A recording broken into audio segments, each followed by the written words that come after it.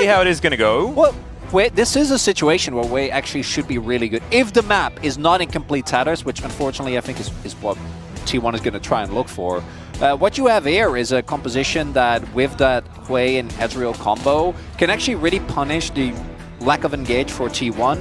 They can obviously hard force by either Keria going really deep, Owner going really deep, but I think the T1 comp does rely on them getting ahead early. Fortunately, they do have Xin Zhao, Elise, and Caitlyn. So most likely, Nongshim is going to look for a lane swap. Neither Aurora nor Jace are particularly great in that situation. You know, you'd much rather be piloting a tank or something that... I think that's another thing that the Rumble does well, where you have a good amount of wave clear. And we'll see what that actually is going to turn into. But I like the Nongshim comp if they can get for the early game unscathed. I think there's a little bit of like nameplate factor that you do need to put into it. I don't know whether like Fisher on Hui doesn't feel like the right pick for him. That being said, I just wanted to play Neferia. Well, I was about to say, really fun. That's more the vibe. We're never hitting that peak again. No, we're not. We're not. But T1, it is a very, very T1 draft. Drafting for lane has been the T1 MO, I feel, for like 7 years. And it seems to have worked because they're defending world champions. So let's jump into the Rift for game number 1.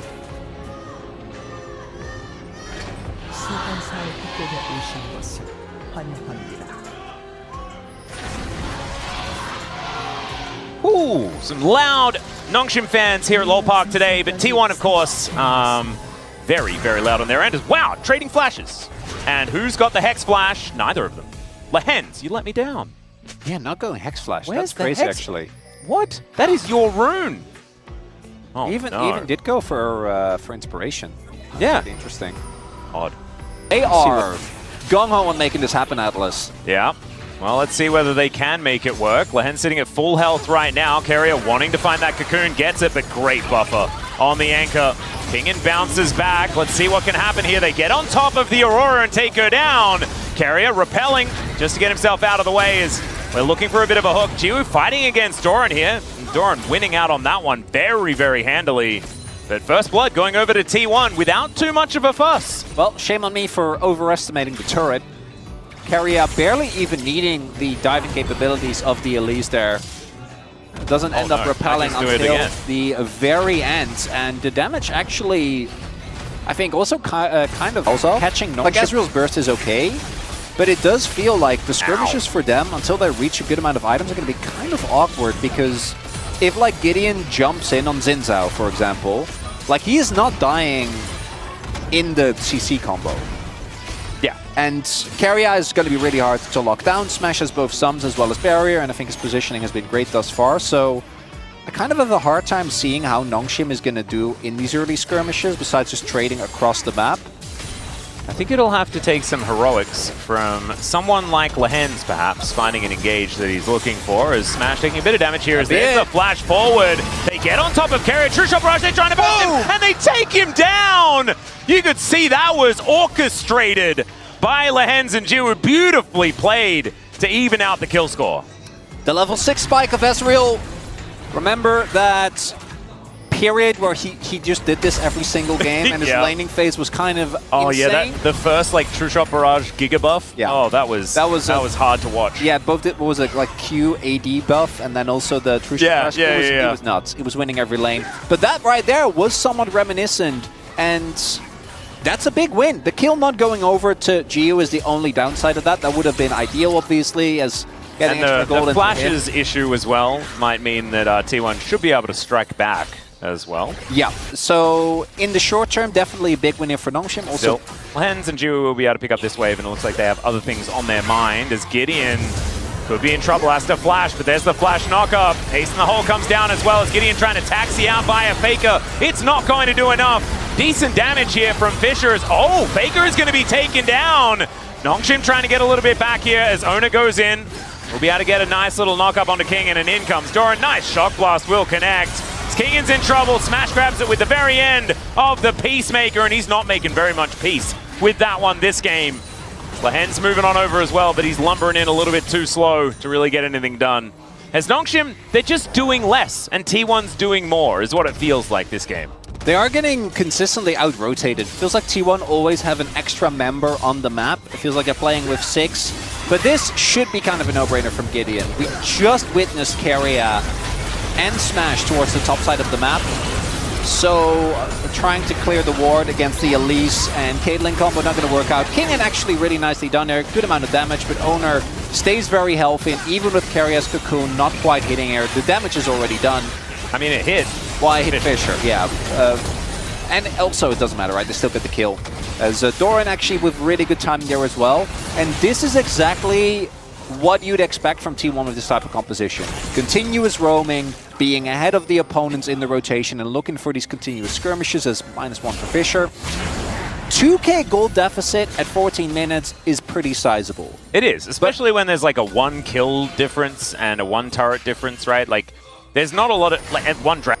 Not a lot. Yeah. If they were ahead, right, it's a beautiful siege composition. And it but can come back. Yeah. This is not going to help as Lahen's going to flash to try and get out of the way. Keria comes down. There's a nice double knockup to come through here. And Fisher's AoE is sizable. There's the crushing more as well. And Fisher answers the attack on his support. Now Gideon looking for an opportunity. Owner goes in and just takes down Lahen's. The fear is a little late to save him, but they'll still be able to give another kill over to Kingen, which I think is a big deal if they want him to be a part of this game. Oh, if only Lahen's could have just pieced out. Really good turn there from Owner. Knew he was dead for sure with the rotation coming through. But this is the issue.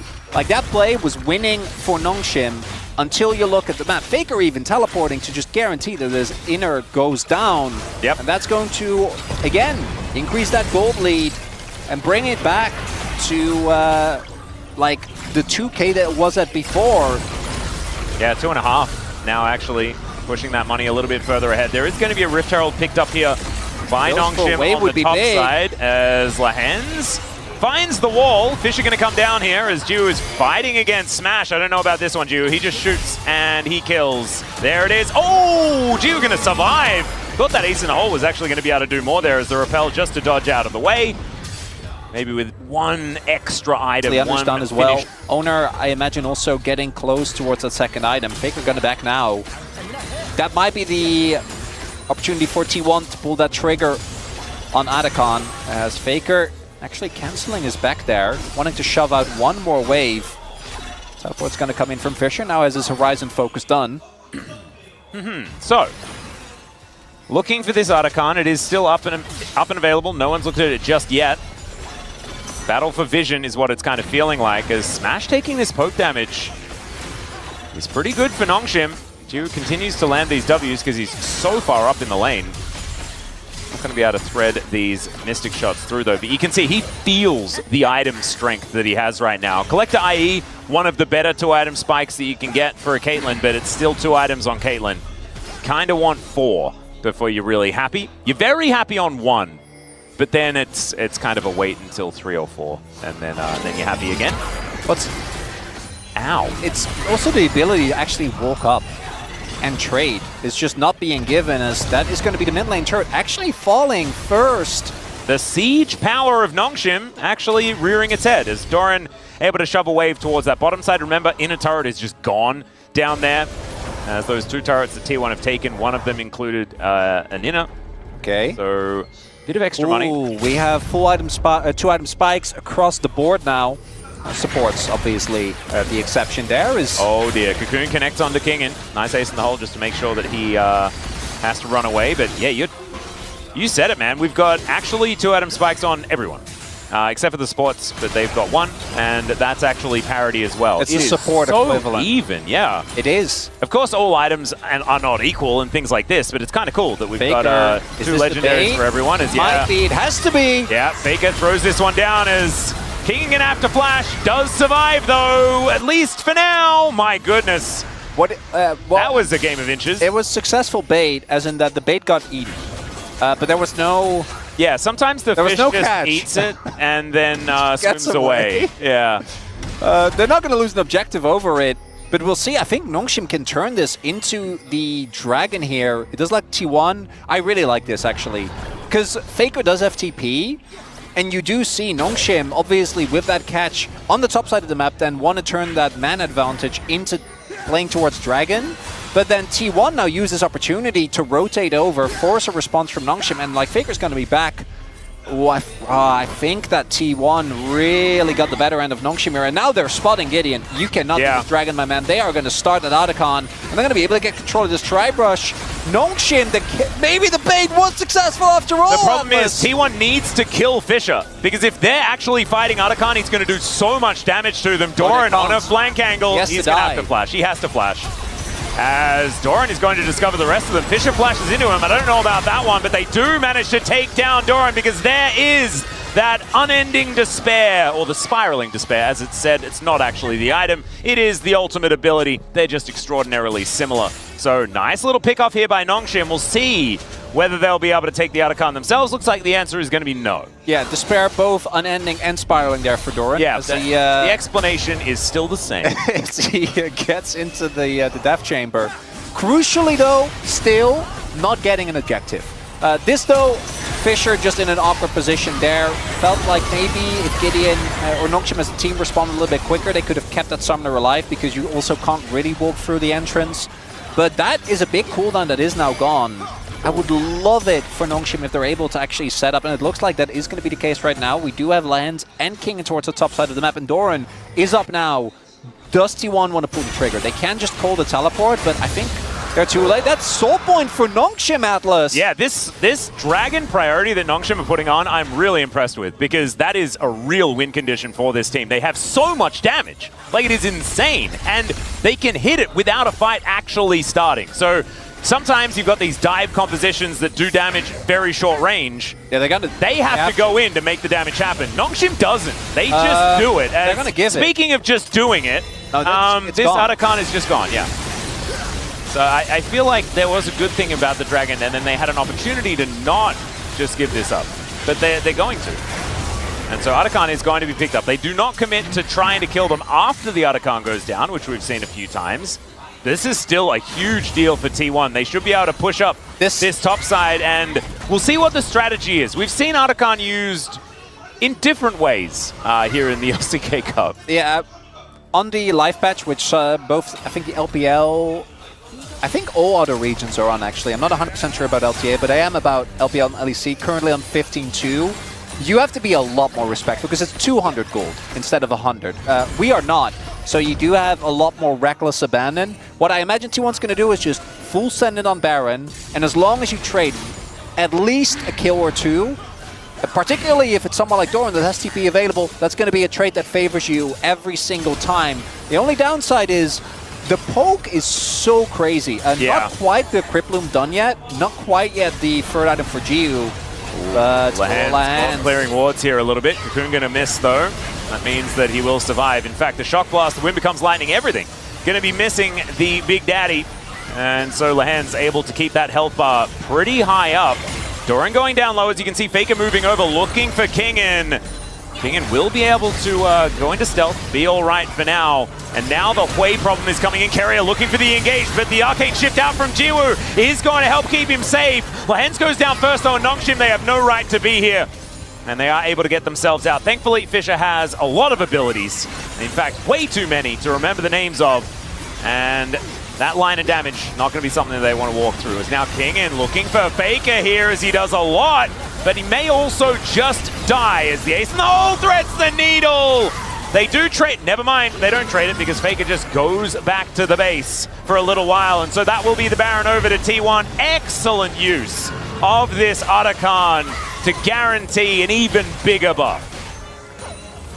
And Nongshim just, we know how much T1 loved their, because I'm not going to talk about the Baron, right? The moment the Otacon was gone, this is what's going to happen. I think that T1 played out nicely, but again, they can play with complete reckless abandon. Faker also does a good job of keeping Kingen out of the fight. Nongshim can't really commit to this, even if the health bars are low. But I want to talk a little bit, because there was no need. I am 100% sure that if both Gideon and Jiu, someone should have taken that. Yeah, Fisher probably could have walked. Definitely could have taken that. Wouldn't have changed the situation again, but definitely should have.